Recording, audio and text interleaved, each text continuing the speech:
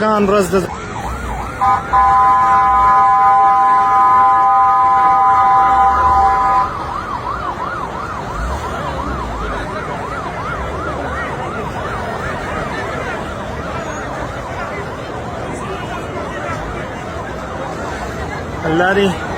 الله زموږ جامع دارالعلوم حقانیه ته خیر کړي. یقینا ډېره د افسوس او ډېره د خفګان ورځ ده زموږه. الله اکبر الله اکبر. زما شیخانو ته حفاظت وکړي. زما قائد جمعیت حضرت مولانا حامد الحق صاحب حفاظت وکړي. خو خبره تر دې خبره دا راځي چې شهید دی. الله اکبر الله اکبر. خبره دا راځي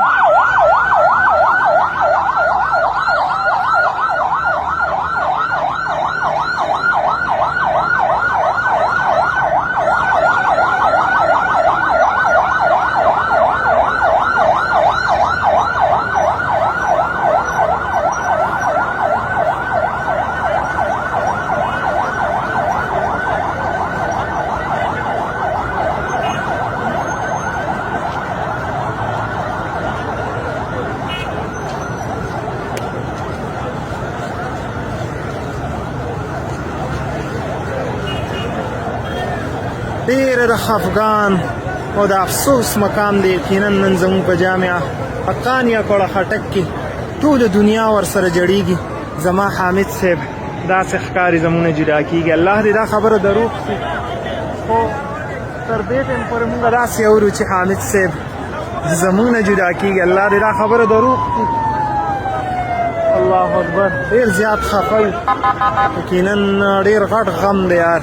الله اکبر الله اکبر. خدایا انشاءالله زمون علماء دیوبند زمونږ عقیدې دومره پخې دي چې مونږ پرې دماکو او پرې شهیدانو نشي رستو کولی. مونږ به همیشه دپاره د کفارو نه بایکاټ وي. د اسرائیل مرداباد باره به د اسرائیل مرداباد نارې به وي انشاءالله. څنګه چې قائد جمعیت حضرت مولانا حامد الحق صاحب نارې کړي همدغسې به هر بچی دغه نارې وخي. جامع دارالعلوم حقانیه زنداباد.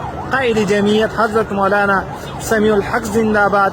شهید رحمت الله علیه قائد جمعیت حضرت مولانا قائد ابن قائد حضرت مولانا حامد الحق صاحب زنداباد. انشاءالله د زموږ د کفر دپاره په مخ باندې دا د بزدلانه حملې یو څپېړه ده. انشاءالله زموږ حوصلې دې سره نه خرابېږي. مونږ هېڅکله هم نشو رسته کېدی. ستا د کفارو به انشاءالله دغه شان مقابلې کوو. تاسو به مونږ ولئ، تاسو به مونږ ختموئ او مونږ به انشاءالله زموږ سینې به ورته کولاو وي.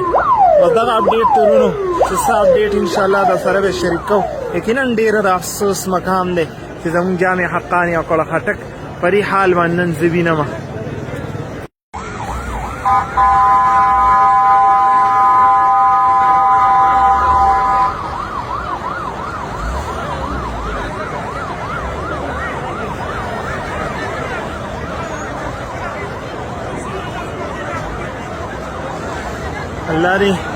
الله زموږ جامع دارالعلوم حقانیه ته خیر کړي.